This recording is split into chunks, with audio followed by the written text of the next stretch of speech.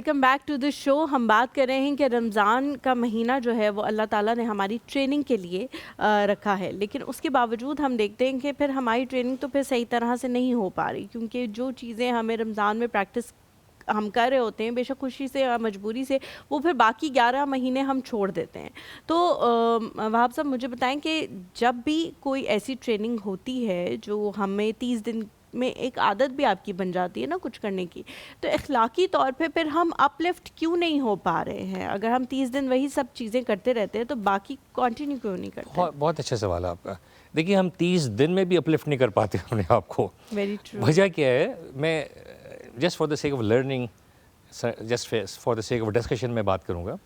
ہر مسجد میں فجر کے ٹائم پہ جو مولانا صاحب ہوتے ہیں وہ قرآن سمجھا رہے ہوتے ہیں، کسی نہ کسی آیت کو لے کے ڈسکس کر رہے ہوتے ہیں، وضو کے، نماز کے دوسرے تیسرے چوتھے مسائل بتا رہے ہوتے ہیں، لیکن وہ یہ نہیں بتاتے جو بتانے چاہیے ہر مولانا صاحب کو. سب سے پہلے آپ نے روزہ رکھ لیا، اب آپ کے اوپر کیا فرائض عائد ہو گئے.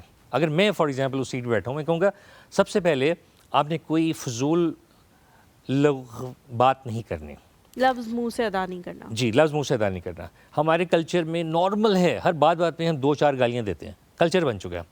جہاں پہ آپ نے گالی دی آپ کا روزہ ضائع ہو گیا. مگر ہمارے مولانا صاحب نہیں بتاتے. ہم نے جھوٹ نہیں بولنا. ہم سارے جس طرح ہماری 11 مہینے چل رہے ہوتے ہیں، یار میں آپ کے پاس جو ہے نا 2 بجے پہنچ جاؤں گا، وہ بندہ 4 دن کے بعد پہنچتا ہے 2 بجے.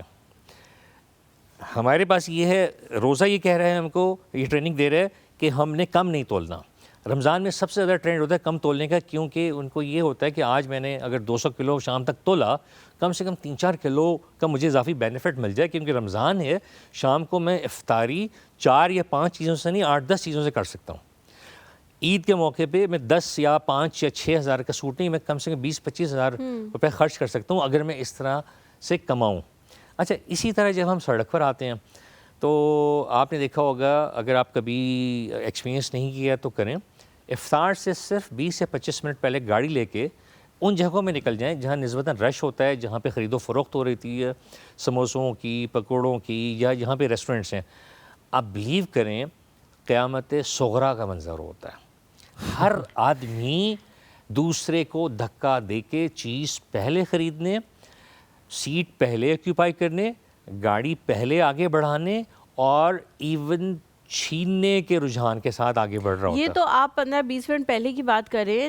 جن ریسٹورنٹس میں ہم جاتے ہیں اور بوفے لگا ہوتا ہے، سب کو پتا ہوتا ہے کہ اتنا ریسٹورنٹ والوں نے بوفے بنایا ہوا ہے کہ وہ ریفل کرتے رہیں گے، لیکن دھکم پیل چل رہی ہوتی ہے، کوئی لائن کا خیال نہیں کیا جا رہا ہوتا ہے. کسی کے ہاتھ میں جو ایک چمچ آ جاتا ہے وہ چاہتا ہے کہ ہر چیز اسی چمچ سے ڈالے، چمچ چھوڑنا نہ پڑے. ایسے ہی بالکل یہ ساری چیزیں اب دیکھیں، یہی تو مسئلہ نہیں، یہاں پہ ٹریننگ ہوئی بھی نہیں ہے نا.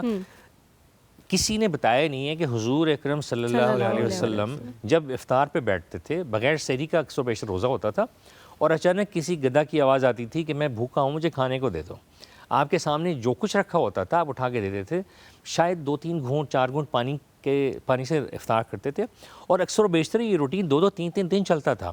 کہ روزے کی جو اسپرٹ ہے، ابھی وہ ہمارے پروڈیوسر بھی ہمیں کہہ رہے ہیں ہم افطاری کرتے ہی اس طرح کی، یہ آخری افطاری ہے، اس کے بعد نہ روٹی ملے گی، نہ صفائے ہستی سے روٹی مٹ جائے گی، اور یہ آخری کھجور ہے اور آخری کے کھانے پکوان ہے آپ نے کھانے.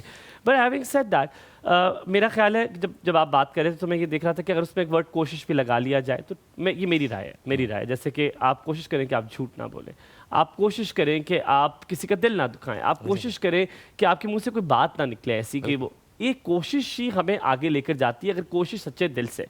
میں آپ کو شاید واپس وہیں لے کر جاؤں گا جہاں پر بیلنس ہے. مجھے بڑا سیکھنے کا شوق ہے. میرا خیال ہے آپ آج کل کی دنیا میں پانی کے بعد جو اگر ایموشنل کوئی چیز جو آپ کو ٹھیک کرنی ہوگی وہ بیلنس ہے.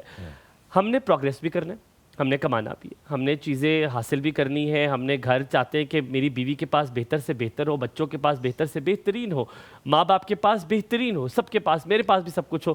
یہ حاصل کرنے کے لیے آپ کو بیلنس خراب کرنا پڑے گا. بیلنس خراب کرنے کے بعد نہیں، پھر لوگ ایگزامپل دینا شروع کر دیتے بڑے بڑے لوگ کہ دیکھو اس کا بیلنس نہیں تھا، اس نے محنت کی تو آج یہ ملا. اور ہمارے ہاں محنت کی، I am sorry to use that word, sorry for my French, کہ ہم گدھے کی طرح کام کرنے کو محنت کہتے ہیں.